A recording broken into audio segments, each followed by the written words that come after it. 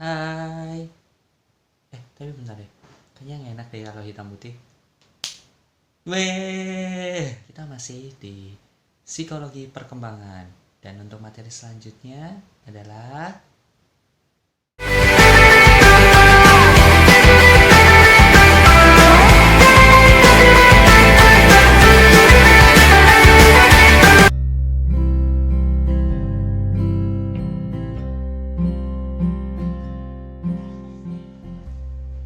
permulaan biologis pada manusia.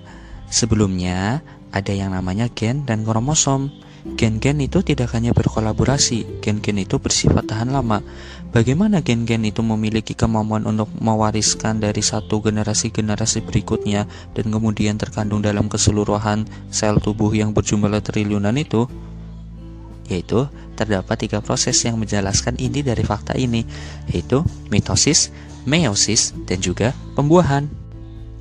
Mitosis yaitu semua sel yang terdapat di dalam tubuh Anda kecuali sel sperma dan telur memiliki 46 kromosom yang terdiri atas 23 pasang. Sel-sel ini dihasilkan melalui sebuah proses yang disebut mitosis. Selanjutnya ada meiosis, suatu jenis pembelahan sel yang berbeda.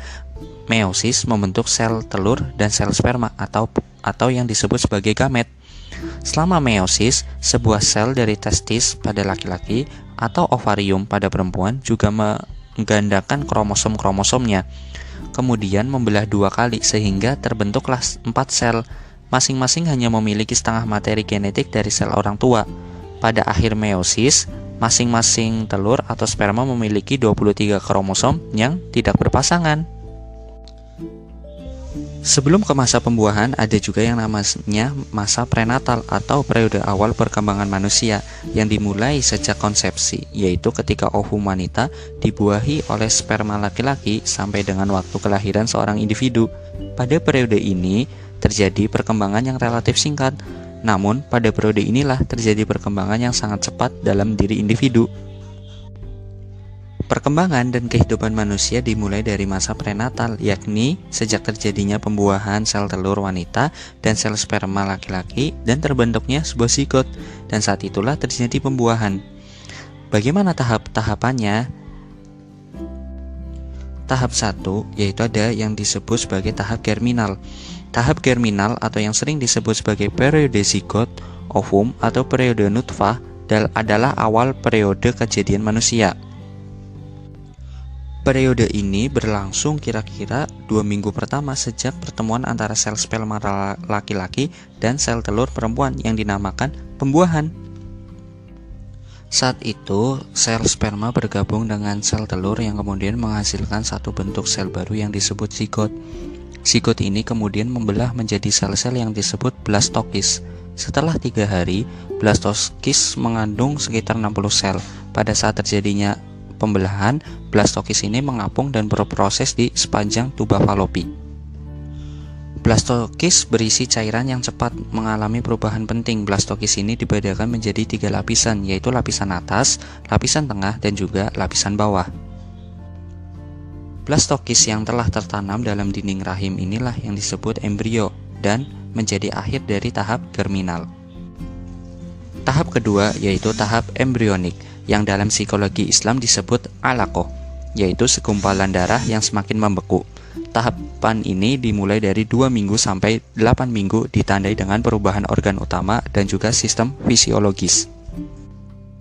Ukuran panjangnya sekitar 1 inci. Pada tahap ini pertumbuhan terjadi dalam 2 pola, yaitu cephalocaudal dan proximodistal. Dalam tahap ini juga terdapat 3 sarana yang membantu perkembangan struktur anak, yaitu kantong amniotik, plasenta, dan juga tali pusar. Tahap embrio ini juga ditandai dengan perkembangan sistem saraf. Terlihat bahwa pada umur 6 minggu embrio telah dapat dikenali sebagai manusia. Pada umur 8-9 minggu perubahan janin semakin terlihat jelas. Tahap ketiga dari perkembangan masa prenatal adalah tahap janin, yang dalam psikologi Islam disebut mudghah. Tahap ini dimulai sejak usia 9 minggu sampai lahir. Setelah 8 minggu, kehamilan embrio berkembang menjadi sel-sel tulang. Dalam tahapan ini, ciri-ciri fisik orang dewasa mulai terlihat jelas. Pada tahap ini, panjang janin kira-kira 3 inci dan beratnya 3/4 ons, yang spontan dapat menggerakkan kepala, tangan, kaki, dan juga jantungnya mulai berdenyut. Pada masa itu juga, janin telah mampu mendengar atau responsif terhadap stimulasi terhadap lingkungan eksternal, terutama sekali terhadap pola-pola suara. Dan setelah 9 bulan di kandungan, maka lahirlah seorang manusia. Gimana kawan-kawan? Pembahasannya menarik kan? Wah, terima kasih ya sudah menyaksikan. Semoga bermanfaat. Thank you, arigato, kamsahamnida.